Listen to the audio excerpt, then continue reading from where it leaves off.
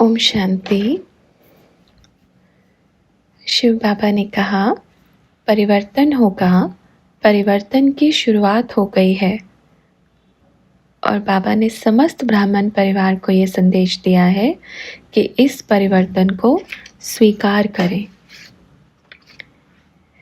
बाप आया है सबको दुखों से छुड़ाने के लिए। और बाप जब परम धाम से चले ना, तो ये संकल्प लेके आए थे कि सभी को दुखों से छुड़ाकर ही लेके आएंगे। तो ये संकल्प आप बच्चों का भी है। बाबा बाबा कहने से कुछ नहीं होता, बाप को मानने से भी कुछ नहीं होता, बाप की मानने से ही प्राप्ति होती है। तो सभी तैयार हैं? तैयार हैं? पक्का? क्या संकल्प लेंगे? पूरे विश्व को बाप की पहचान से अवगत कराएंगे। पहले खुद को पहले, क्योंकि बच्चों को यही नहीं मालूम कि बाप सृष्टि का रचयिता है और पल पल सृष्टि में परिवर्तन होता है ना। चारों युगों का परिवर्तन होता है इस संगम युग में। चारों युगों का निर्माण भी इस संगम युग में होता है। चारों युगों के नियम का रूप भी इस संगम युग में ही बनते हैं। और हर एक आत्मा को उसके पुरुषार्थ अनुसार चारों युगों में पाठ भी इस संगम युग पर मिलता है। इसलिए संगम युग को हीरे तुल्य युग कहा गया है, क्योंकि यही संगम युग है जिसमें आप जितना प्राप्ति करना चाहते हैं कर सकते हैं, जितना झोली भरना चाहते हैं भर सकते हैं। यही संगम युग है जो हर एक मनुष्य को देवता बना सकता है। तो क्या ब्राह्मण परिवार में नियम नहीं बदलेगा? बदलेगा ना। जब चारों युगों का निर्माण होगा तो परिवर्तन भी होगा, नियम भी बदलेंगे। तो परिवर्तन को जिसने स्वीकार कर लिया उसने पूरे कल्प का ज्ञान जान लिया। जिसने परिवर्तन को स्वीकार कर लिया वही बाप का सिकीलता बच्चा है। जो परिवर्तन को स्वीकार नहीं कर पा रहे हैं तो बाप क्या कहेंगे? मूढ़मती बच्चे ही परिवर्तन को स्वीकार नहीं कर पाते। कहते हैं बच्चों की भाषा, बाप हमें तो ज़रूर बताएगा कि मैं कहाँ आता हूँ, क्योंकि हमारा योग बड़ा पावरफुल है। अच्छा, अगर बाप ऐसे सबको बता दे तो इस पूरी सृष्टि का संतुलन बिगड़ जाता ना। और बाप सृष्टि का संतुलन बनाने आए हैं, बिगाड़ने नहीं आए। जो कहते हैं कि हमारा योग पावरफुल है, और अगर बाबा कहीं भी गया भी है तो मुझे ज़रूर बताएगा। बाबा उनको ये कहना चाहते हैं, भल आपका योग पावरफुल है, पर बाप कभी, चाहे कोई कितना भी प्रिय बच्चा हो, उसको चाबी नहीं देगा। आज तक ब्रह्मा बाप को संपूर्ण रूप से चाबी नहीं दिया, जो सृष्टि के आदि पिता हैं। तो क्या बच्चों को देगा? बाप को बच्चों का प्यार स्वीकार है, उनका जो अति स्नेह है वो भी स्वीकार है, हर एक बच्चे के दिल भी स्वीकार है। पर बाप को संपूर्ण रीति से इस सृष्टि के मनुष्य जान पाए, ये कभी स्वीकार नहीं होगा।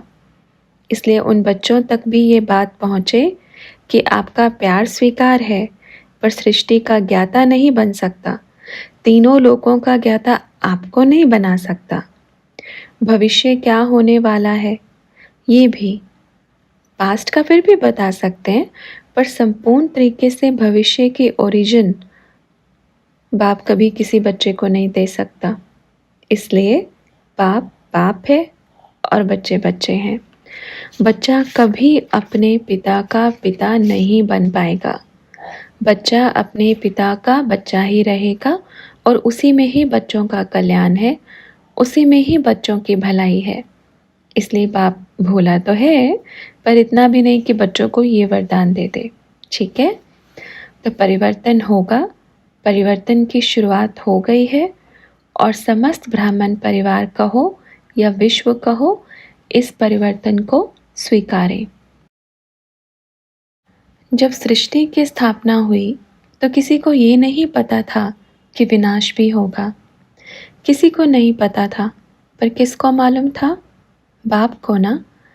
पालनहार आया, पालना हुई, तब भी किसी को मालूम नहीं था कि इस सृष्टि का विनाश भी निश्चित है।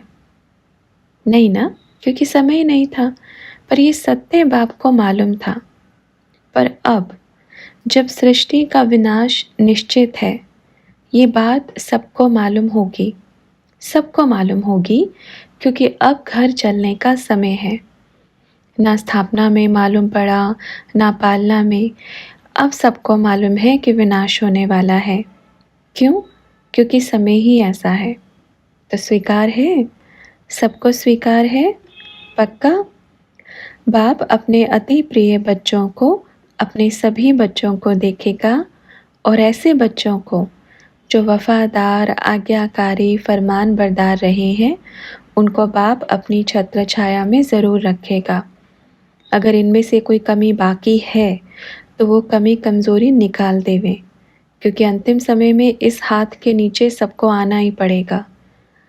जब सृष्टि में प्रलय आती है, भक्ति मार्ग में दिखाया है कि गोवर्धन पर्वत के नीचे जो आया वो सेफ गया।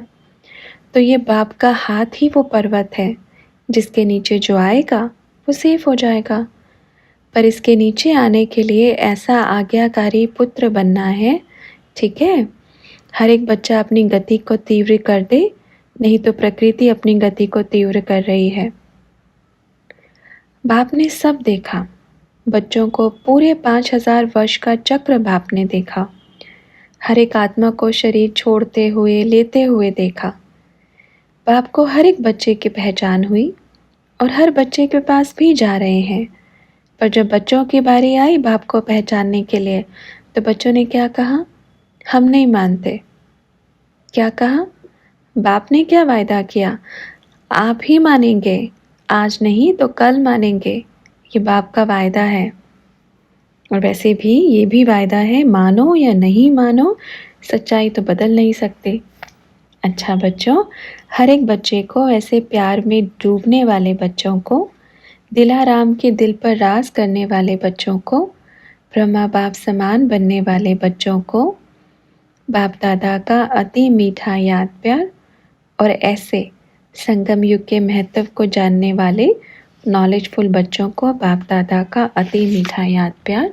फिर मिलेंगे।